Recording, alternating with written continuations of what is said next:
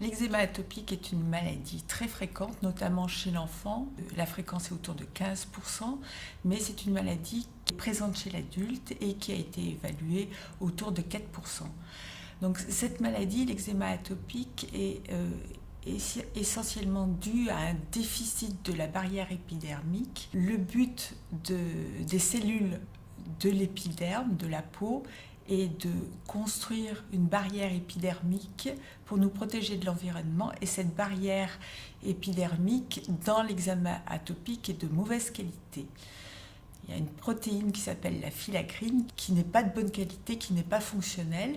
Et ceci explique les conséquences en sont que vous avez une peau qui perd trop d'eau. Tout le monde perd de l'eau, c'est ce qu'on appelle la perspiration insensible. Dans l'eczéma atopique, cette perte d'eau est beaucoup plus importante. Et par ailleurs, vous avez des produits d'éjection d'acariens, des produits qui peuvent pénétrer dans l'épiderme et dans le derme et être reconnus comme dangereux pour l'organisme et déclencher une réaction inflammatoire, c'est la réaction d'eczéma. Alors, dans la dermatite atopique, les gens sont sous-traités.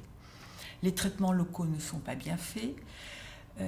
On voit souvent les gens qui racontent qu'ils ont tout fait, ils ont fait le circuit dermato, médecin généraliste, allergologue. Et en fait, il faut savoir qu'on a beaucoup de possibilités thérapeutiques à offrir à ces patients, mais comme d'habitude, ces possibilités thérapeutiques ne sont pas connues.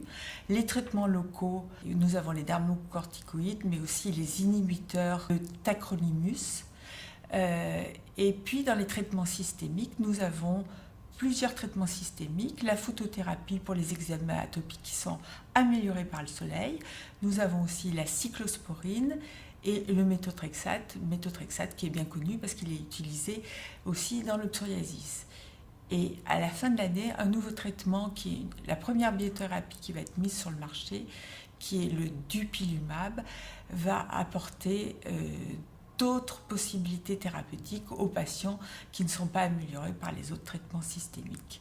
Et ce dupilumab est un traitement injectable qui va être proposé par les médecins hospitaliers et permettre à nos patients d'avoir une autre qualité de vie.